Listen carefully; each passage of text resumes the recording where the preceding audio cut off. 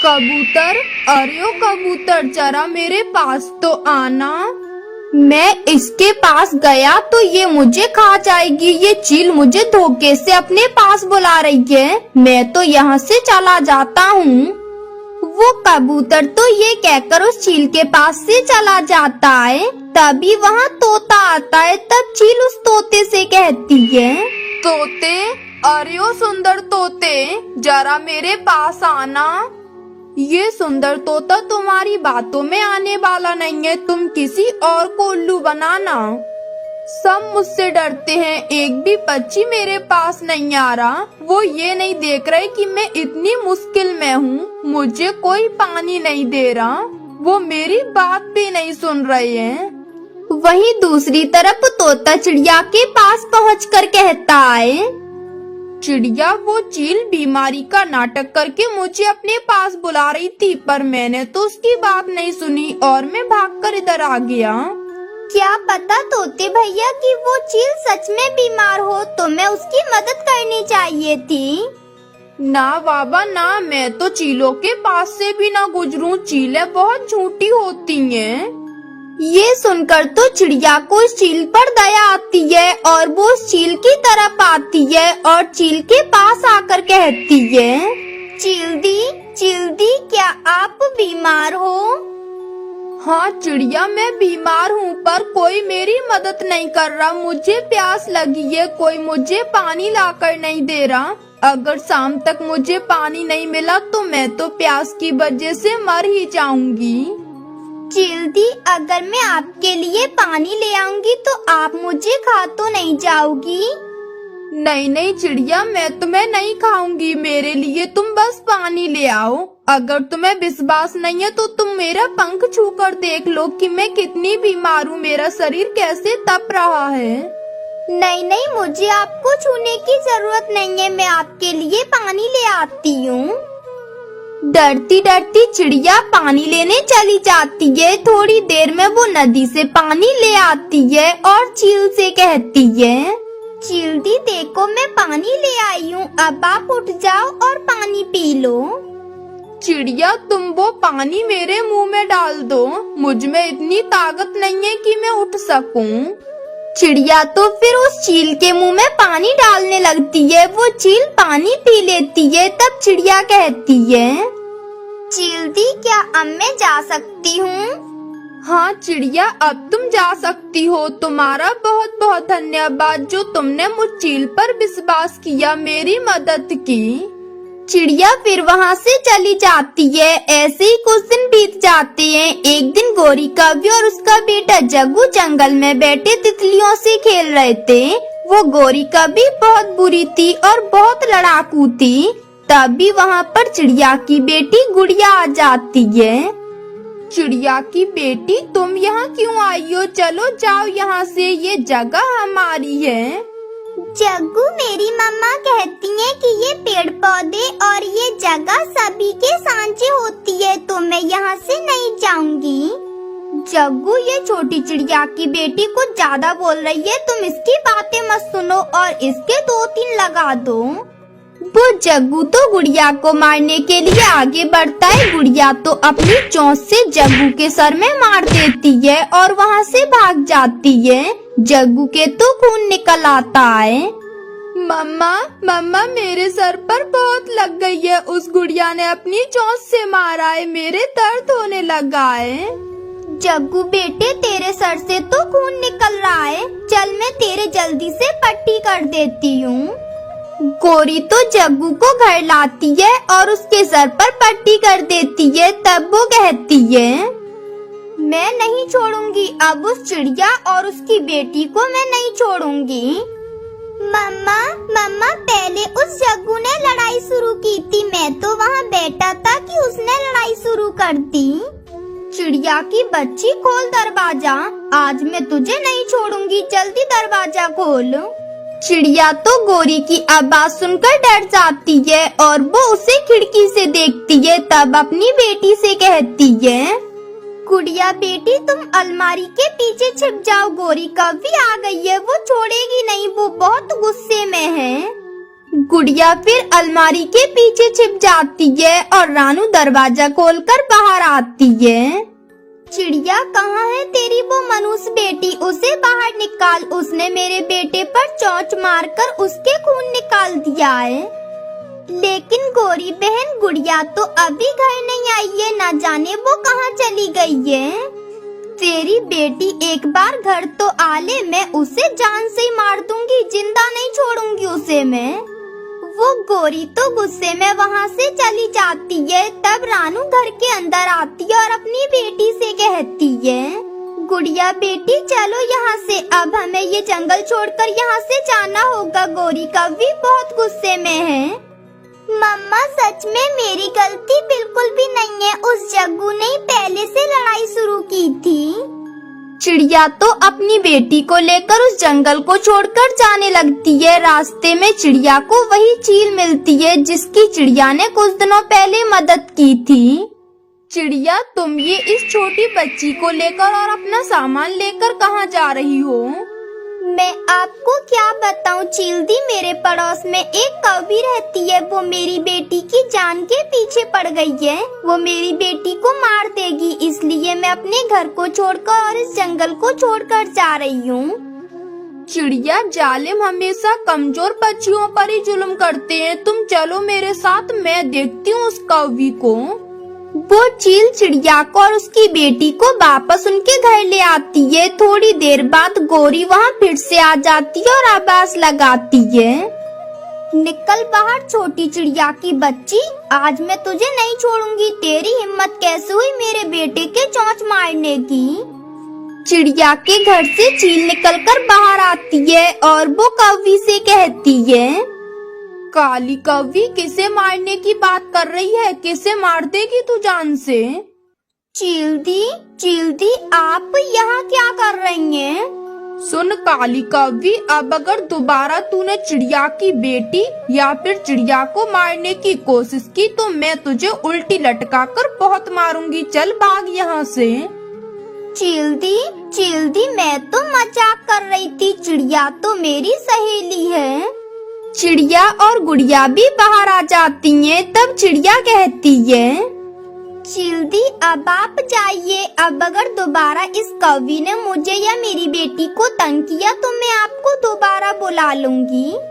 चिड़िया, मैं तो बस तुम्हें पूछने आई थी कि आज तुम खाने में क्या बना रही हो, आज से मेरी तुम्हारी लड़ाई खत्म।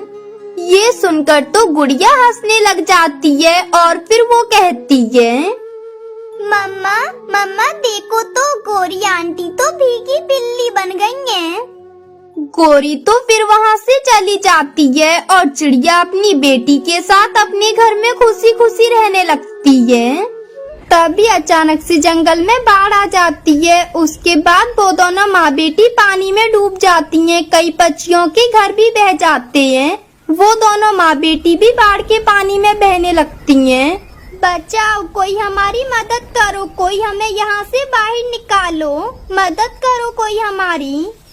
वो दोनों माँ बेटी किसी तरह फिर ऊंचे एक पेड़ पर बैठकर अपनी जान बचाती हैं। तभी गुड़िया की नजर एक तरबूज के घर पर पड़ती है जो कि बाढ़ के पानी में बहता हुआ जा रहा था।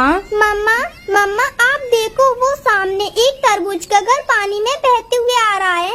मम्मा हम उसी घर को रोककर उसमें बैठ जाएंगे, क्योंकि मम्मा वो देखो घर पानी में डूब नहीं रहा है, तो हम भी पानी में नहीं डूब पाएंगे।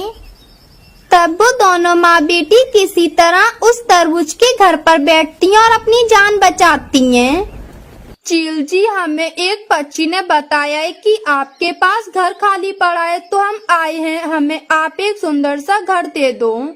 हाँ कौवे है मेरे पास घर, तुम्हें किसी ने बताया है? सही बताया है, ये रहा मेरा घर, तुम इसमें किराए पर रह सकते हो, ये खाली पड़ा है। अरे ये भी कोई घर है? इससे अच्छा तो हम किसी खंडर में रह लें। देखो कौवी, जैसा भी है यही घर है मेरे पास, अगर तुम्हें रहना है तो देख लो, वरना रहने दो। चील जी, ये घर तो बहुत पुराना है, इस घर की छत भी बनवानी पड़ेगी, दरवाजा खिड़की भी नए नए बनवाने पड़ेंगे, इसलिए हम इस घर का ज्यादा किराया नहीं देंगे, बस 10-50 रुपए दे देंगे। ये क्या बात हुई कि 10-50 रुपए दे देंगे? अरे महंगाई का जमाना है, बहुत महंगाई हो रही है, तो 100 रुपए तो तुम्हें देने ही पड़ेंगे, वरना जाओ यहाँ से। नहीं नहीं, मैं इस घर में कतई नहीं रहूंगी। कालू जी आप चलो। गोरी तुम अच्छे से सोच लो, अगर इस जंगल में रहोगी तो तुम्हें इस घर में ही रहना पड़ेगा, क्योंकि हम सुबह से भटक रहे हैं, हमें कहीं कोई जगह नहीं मिली रहने को। गोरी जब अपने पति की ये बात सुनती है तो रुक जाती है, तब वो चील कहता है, हो गया तुम दोनों का फैसला, चलो अब आधा किराया दो, आधा किराया मुझे एडवांस में दो। चील की ये बात सुनकर कालू कौवा उसे घर का आधा किराया दे देता है। फिर वो चील पैसे लेकर वहाँ से चला जाता है। उसके बाद वो दोनों पति पत्नी उस घर में रहने लगते हैं। उन्हीं के पड़ोस वाले घर में एक रानू चिड़िया भी रहती थी, जिसका घर बहुत ही अच्छा था। मेरा नाम गोरी कौवी है, मैं तुम्हारी नई पड़ोसन हूँ और मैं कल ही यहाँ पर शिफ्ट हुई हूँ। मुझे पता है बहुत दिनों से ये घर खाली पड़ा था, अच्छा हुआ कि तुम दोनों यहाँ रहने आ गए। वैसे चिड़िया तुम्हारा घर तो बहुत सुंदर है, जरूर तुम्हारे पति ने बनाया होगा। नहीं नहीं गोरी बहन, ये घर मेरा नहीं है, मैं तो यहाँ पर किराए पर रह रही हूँ। ये घर तो चील भाई का है। मैं यहाँ पर पिछले 4 सालों से रह रही हूँ। अभी 2 साल पहले ही मेरे पति की मौत हो गई। अब मैं यहाँ पर अपनी बेटी के साथ रहती हूँ। हाँ तो चिड़िया, वो चील तो तुमसे ज्यादा किराया लेता होगा, क्योंकि ये घर भी तो कितना सुंदर है। नहीं नहीं गोरी बहन, चील भाई बहुत अच्छे हैं, वो मुझसे सिर्फ 20 रुपए लेते हैं। ये तुम क्या कह रही हो चिड़िया, 20 रुपए? अरे वो चील हमें तो लूट रहा है, वो तो हमसे पूरे 100 रुपए ले रहा है। हम तो लुट गए, बर्बाद हो गए। 20 रुपए का सुनकर तो गोरी के होश उड़ जाते हैं। वो भागी भागी अपने पति कालू के पास आती है। कालू तो नदी पर पानी पीने आया था। गोरी क्या हुआ, मेरे साथ आने से तो तुमने मना कर दिया था, अब तुम्हें प्यास लग गई जो तुम नदी पर आई हो। मेरे पति कालू, हम लुट गए, हम बर्बाद हो गए। वो चील हमें लूट रहा है। हमारे इतने टूटे फूटे से घर के वो 100 रुपए ले रहा है, और हमारी पड़ोस में जो एक सुंदर सा घर है उसके सिर्फ 20 रुपए। लेकिन गोरी, ये सब तुम्हें कैसे पता चला? मैंने उस चिड़िया से बात की जो उसी घर में रह रही है, उसने मुझे बताया। ठीक है गोरी, तो फिर आने दो उस चील को, मैं भी उसे फ्री का एक भी पैसा नहीं दूंगा। ऐसे ही कुछ दिन बीत जाती हैं। एक दिन वो चील कौवों के पास अपना किराया लेने आता है और उनसे कहता है, चलो कौवो, मुझे मेरा बाकी का किराया दे दो, क्योंकि तुमने आधा किराया दिया था, अब महीना पूरा हो गया है, तो बाकी का किराया भी मेरा मुझे दो। काय का किराया? हम तुम्हें कोई किराया नहीं देंगे। वो चिड़िया हमसे कई ज्यादा सुंदर घर में रह रही है, फिर भी तुम उससे सिर्फ 20 रुपए ले रहे हो, और हमसे इस टूटे फूटे से घर के 100 रुपए हम नहीं देंगे।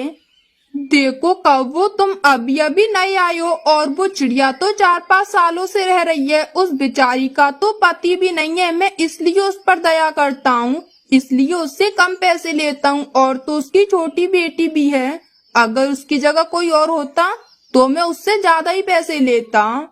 देखो चील भाई, कुछ भी हो, हम भी तुम्हें 100 रुपए नहीं देंगे। नहीं दोगे तो मुझे भी कोई गर्ज नहीं है, तुम अभी के अभी निकल जाओ मेरे घर से। ये कहकर वो चील तो वहाँ से चला जाता है। वो दोनों कौवे तो सोचे जा रहे थे, तब कौवी कहती है, हम दे 100 रुपए और वो चिड़िया दे रही है 20 रुपए, फिर भी वो अच्छे घर में और मजे से रह रही है। गोरी तुम चिंता मत करो, हम उस चिड़िया को यहाँ से भगा देते हैं, फिर कम से कम अच्छे घर में तो रहेंगे। ये बात कौवे को ठीक लगती है। फिर जब चिड़िया अपनी बेटी के साथ घर से बाहर गई हुई थी, तो कौवा उसके घर में आग लगा देता है, और गोरी कभी भागी भागी चील को बुला लाती है। देखो चील भाई, चिड़िया आपके सुंदर घर में आग लगाकर अपनी बेटी के साथ ना जाने कहाँ घूम रही है। वो गोरी कौवी चील के खिलाफ उस चिड़िया से बहुत बुरा भला कहती है। जब चिड़िया अपनी बेटी के साथ घर आती है तो वो कहती है, आग, ये आग कैसे लगी मेरे घर में? इसके अंदर मेरा सामान जल रहा है, ये सब कैसे हुआ? चिड़िया, ये तो तुम्हें पता होना चाहिए कि तुम्हारे घर में आग कैसे लगी। मैं थोड़ी ना रहता हूँ यहाँ पर जो मुझे पता होगा। चिड़िया, तुम्हारे घर से गैस की बदबू आ रही थी। जैसे ही मैंने अंदर जाने का सोचा तभी अचानक से तेज आग लग गई। चिड़िया, तुम बेपरवाह हो। नहीं चील भाई, आप मेरा यकीन करें, मैं गैस बंद करके गई थी। मैं गैस को कभी खुला नहीं रखती हूँ। बस चिड़िया बस, अब तुम यहाँ से कहीं और चली जाओ। तुम्हारी लापरवाही की वजह से मेरा पूरा घर जल गया। चील जी, आप बिल्कुल भी परेशान मत हो। अगर आपकी इजाजत हो तो हम इस घर को बिल्कुल पहले जैसा बना देंगे।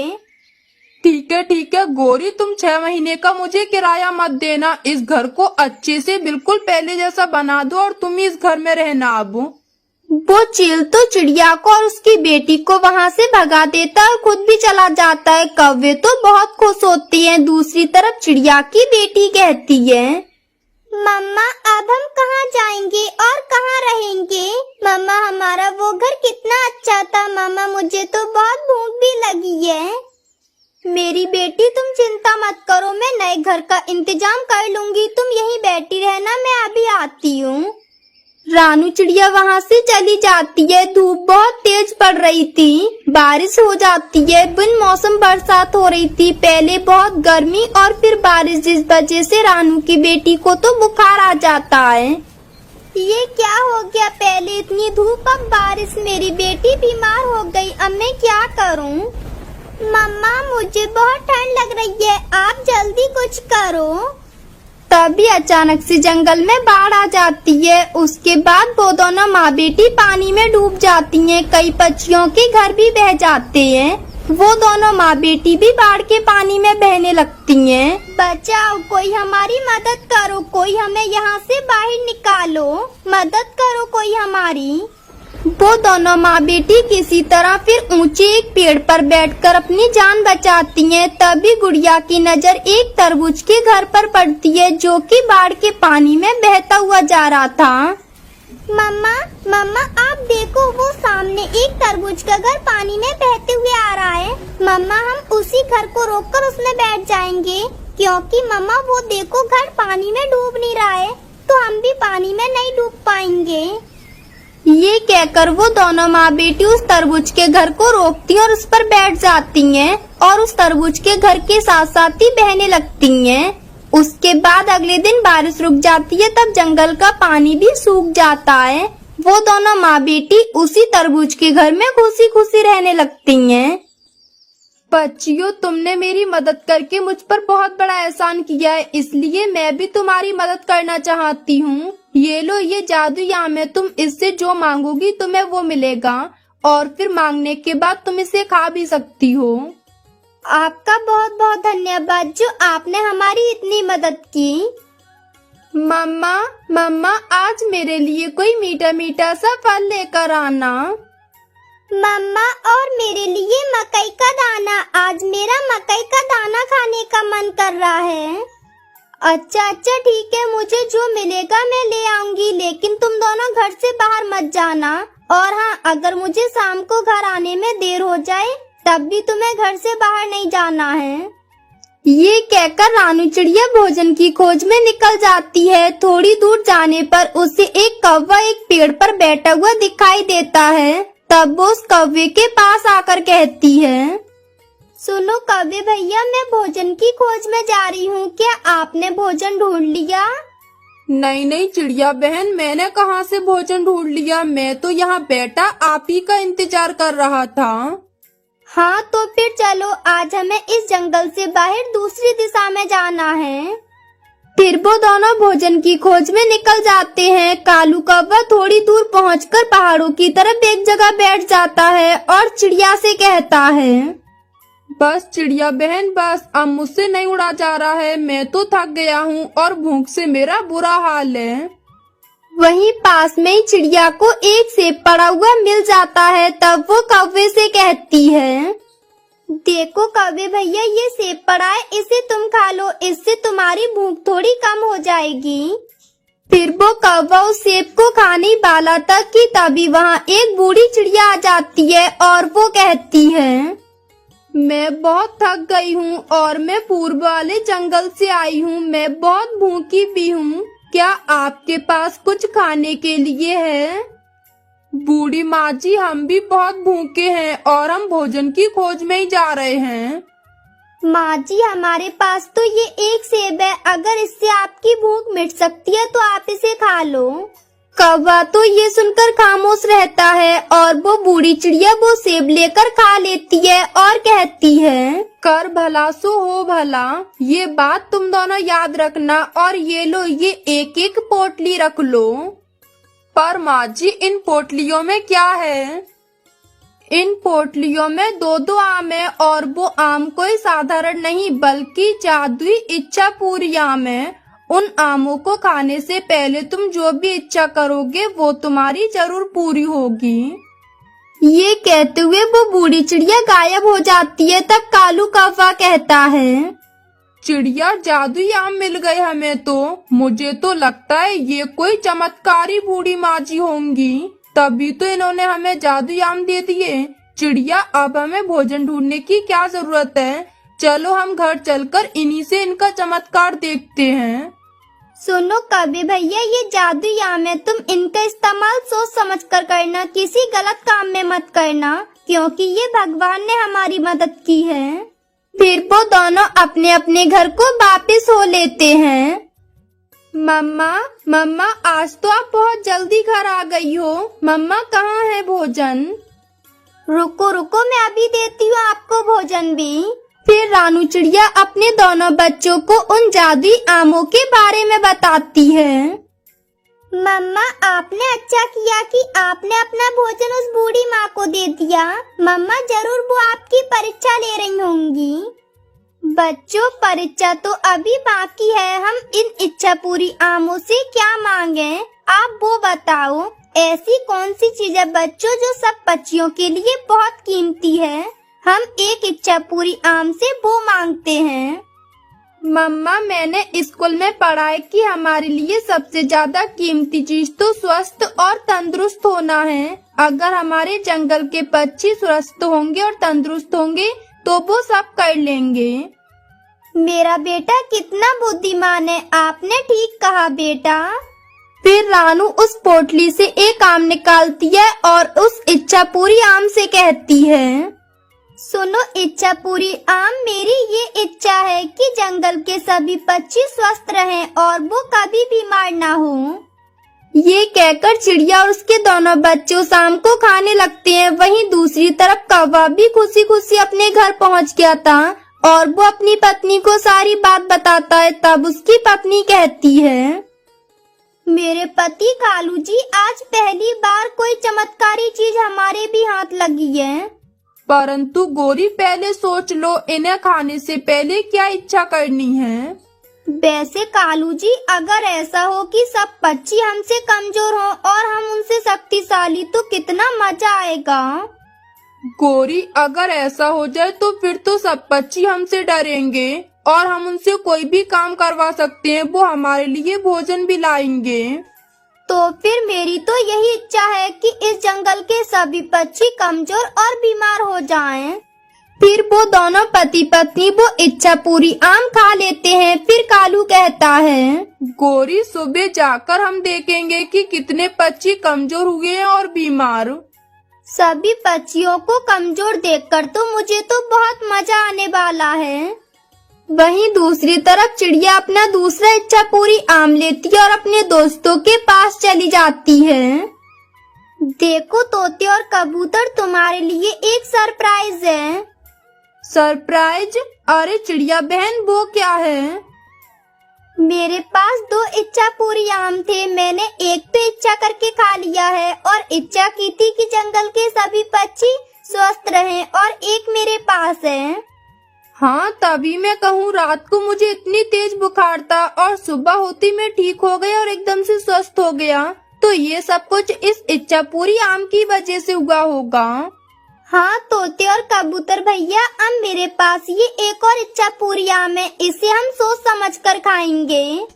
तभी वहाँ पर कौवा और कौवी भी आ जाते हैं। तब गोरी कहती है, पक्षियों, आप सब यहाँ क्या कर रहे हो? क्या आप में से कोई बीमार है?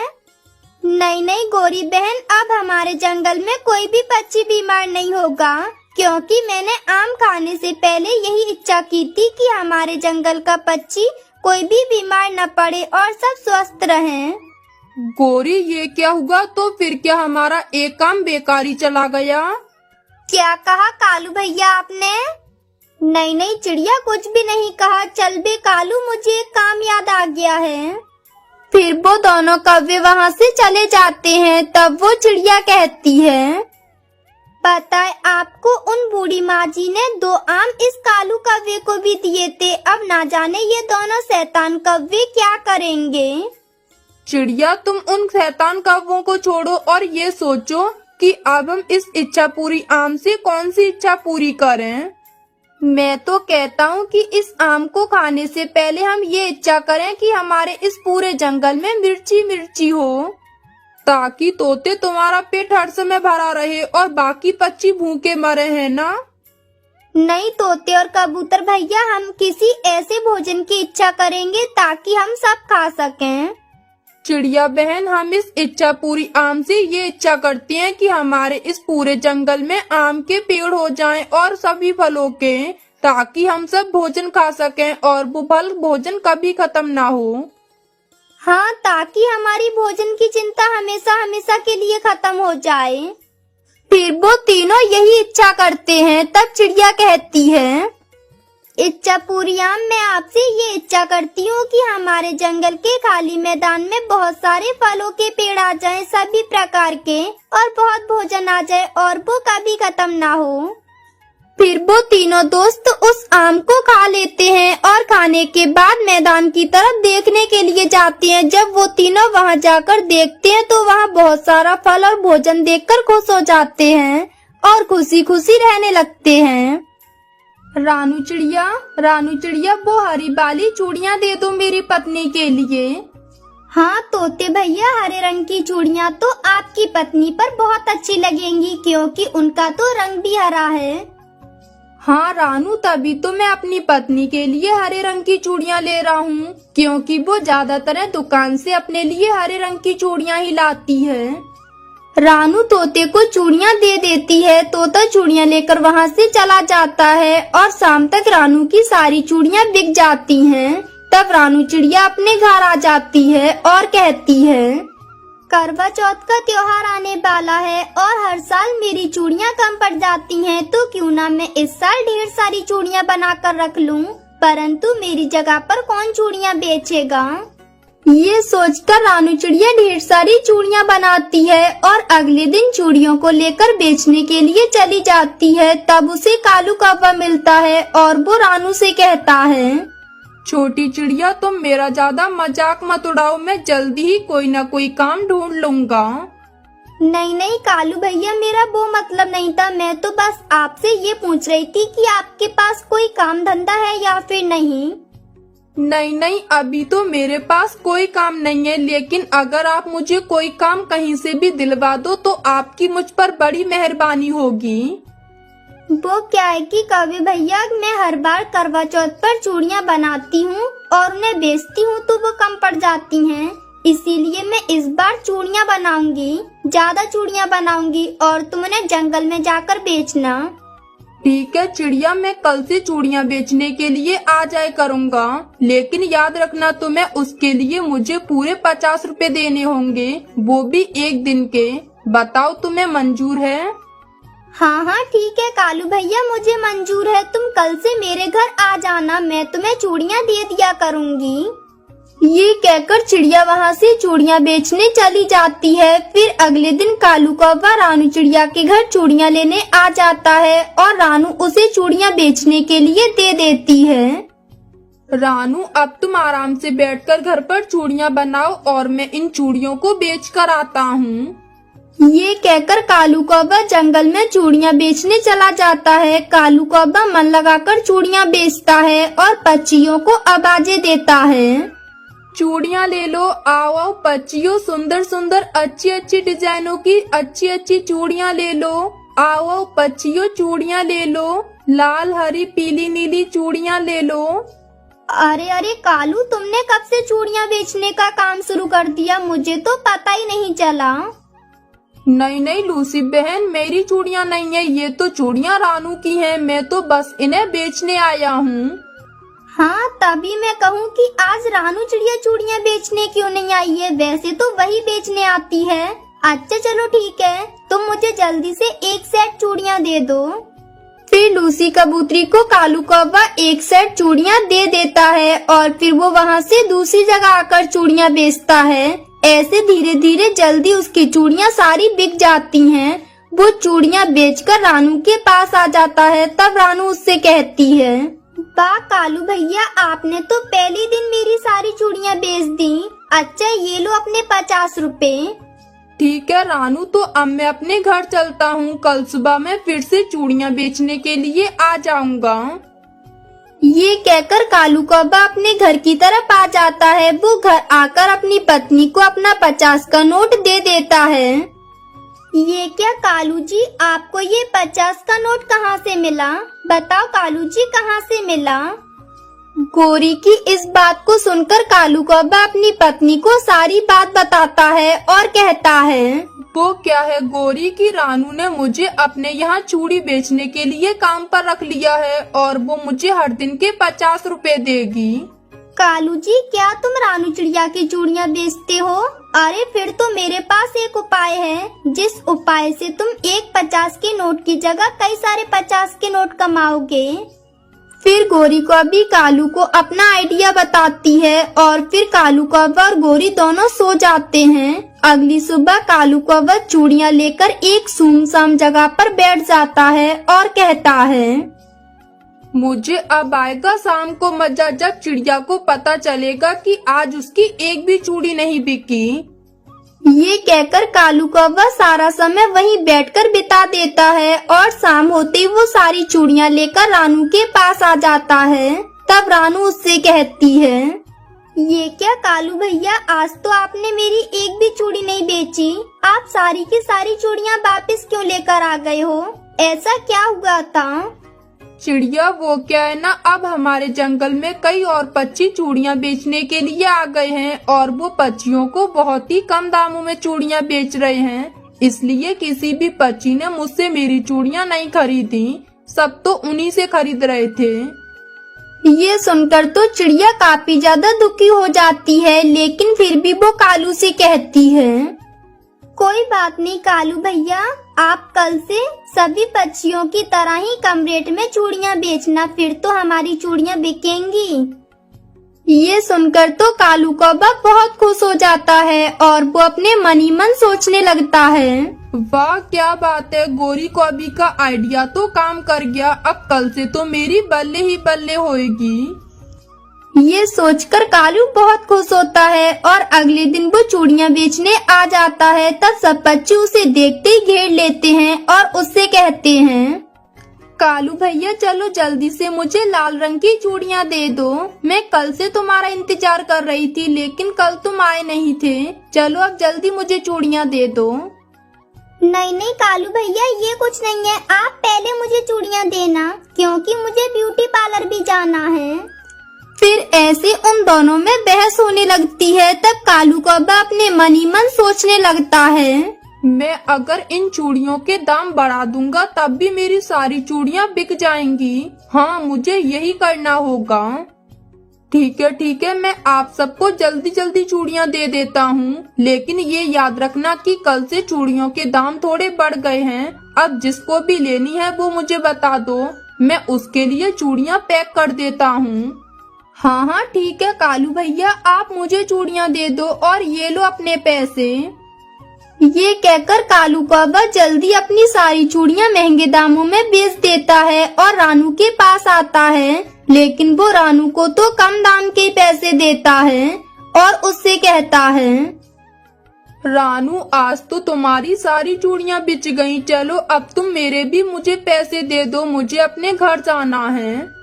फिर चिड़िया कालू कौवे को एक 50 का नोट दे देती है और कालू कौवा घर आकर अपनी पत्नी को 4 50 के नोट देता है और कहता है, गोरी तुम्हारा आइडिया तो काम कर गया, तुम्हारे आइडिया के वजह से ही हमें 200 रुपए की ज्यादा बचत हुई।